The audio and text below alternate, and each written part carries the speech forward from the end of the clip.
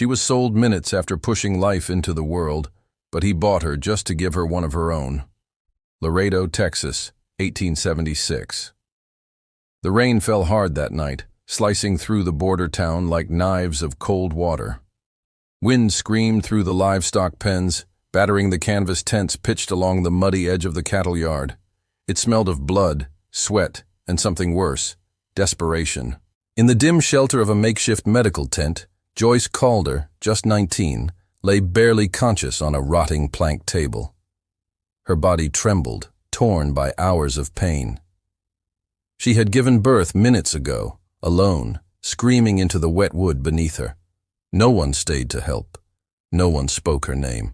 She was property, nothing more.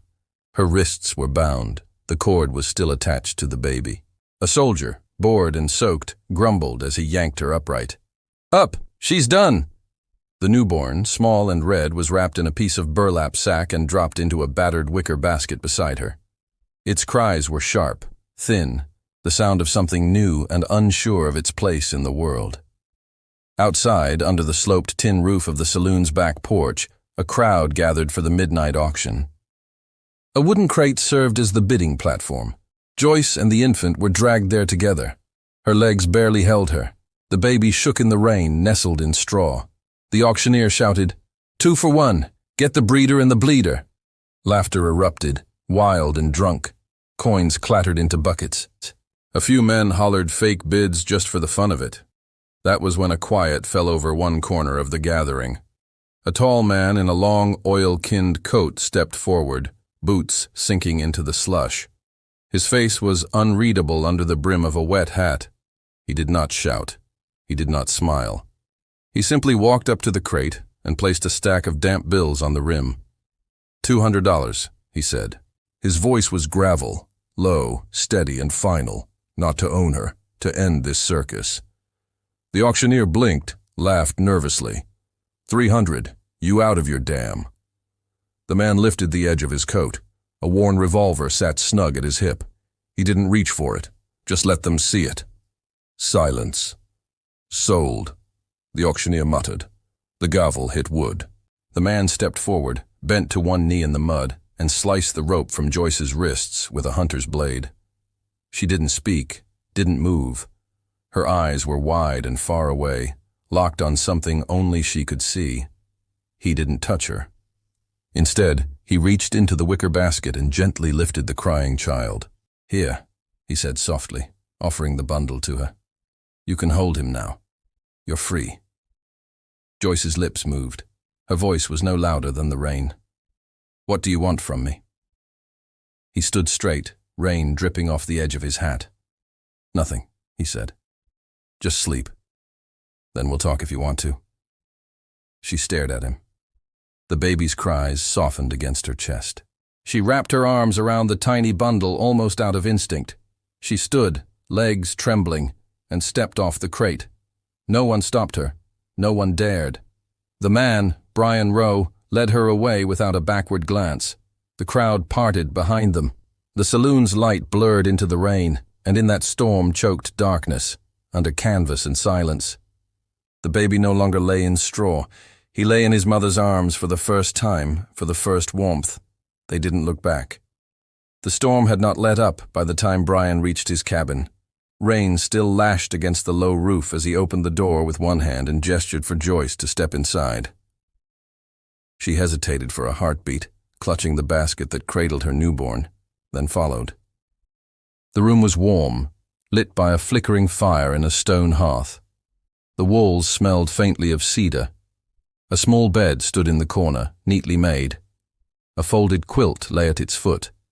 There was a basin of fresh water, a pitcher, and a steaming kettle resting beside a cup. The place looked untouched by chaos, as if it had been waiting for someone to come home. Brian set down a tin of herbs on the table. His voice was low. "I patch horses and people the same. I don't ask where they got their wounds." Joyce didn't answer. She hovered near the door, dripping wet, her arms wrapped protectively around the rickety basket. "You can sit," Brian said, not unkindly. "That bed is clean." She moved slowly, like someone afraid the floor might vanish beneath her. The moment she sat, her body sagged, the pain of childbirth catching up to her. Her eyes flitted across the room. Her fingers still clutched the leather strap of the basket like it was the only thing real in the world. Brian knelt near the fire. He poured hot water into the cup, dropped a pinch of dried ginger in, and stirred it with a spoon. Then he walked over, crouched beside the bed, and placed the cup on a stool within her reach. "Drink when you can. It'll help." He didn't wait for her thanks. Instead, he crossed to a narrow wooden chest by the wall. From it, he retrieved a small folded cloth. He returned and unfolded it carefully. She slid the blade beneath the mattress and lay back, her hand resting lightly over her daughter. For the first time in her life, there was warmth, and someone had made it without asking for anything in return. The morning was cloudless, the first clear sky since Joyce had arrived at the edge of Brian's land. A soft wind moved through the grass, carrying with it the scent of sage and the low whistle of peace. But inside the cabin, something was shifting. Joyce stood by the bed, her few belongings wrapped in a bundle of cloth tied with twine.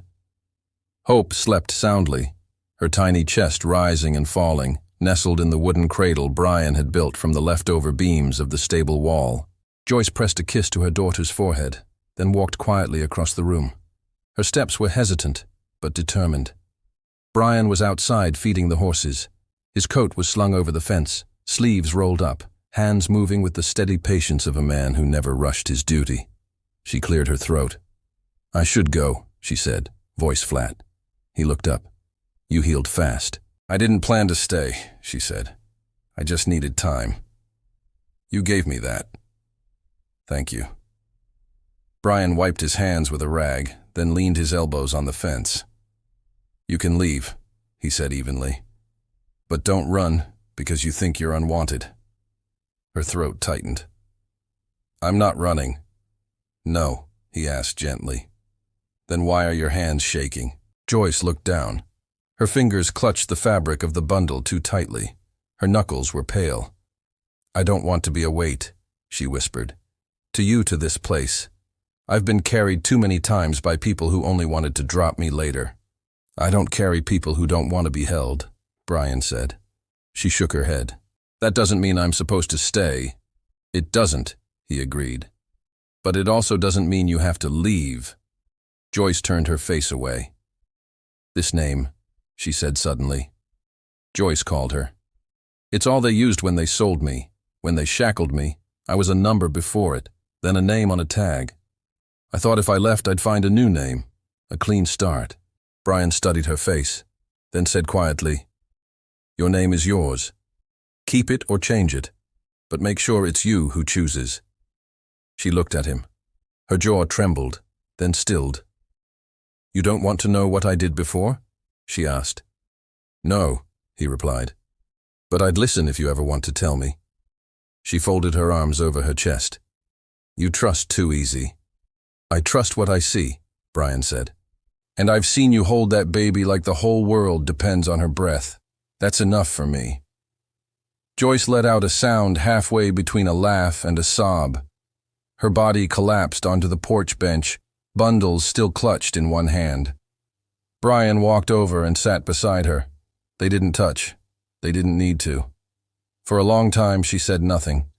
Then, without looking at him, she spoke. "I'll keep the name. Not because I like it, but because it's mine now. I'm the one who gets to say what it means." Brian nodded slowly. "That's a good enough reason." Joyce leaned back, her eyes closed. "Do you believe people can be something else if they stay long enough in one place?" "I believe people already are something else. Most of the time, they just don't get to show it." Hope's cry rang faintly from the cabin. Joyce stood. "I should go to her." Brian stood too, opening the door for her. "Take your time," he said. "The wind isn't calling your name just yet." Inside, Joyce knelt beside the cradle and lifted her daughter into her arms.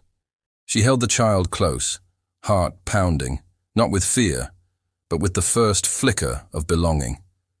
She looked down into Hope's face and whispered, "I'm your mother," Hope called her, "and no one gets to sell that." Outside, Brian returned to the horses, not smiling, not speaking, but knowing. The bundle Joyce had carried out was still on the bench, unmoved.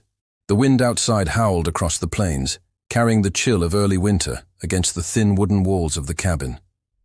The fire in the hearth cracked, but could not drown the sound of the knock at the door. Brian opened it slowly. At his feet stood a small girl, maybe 3 years old, wrapped in a patched shawl.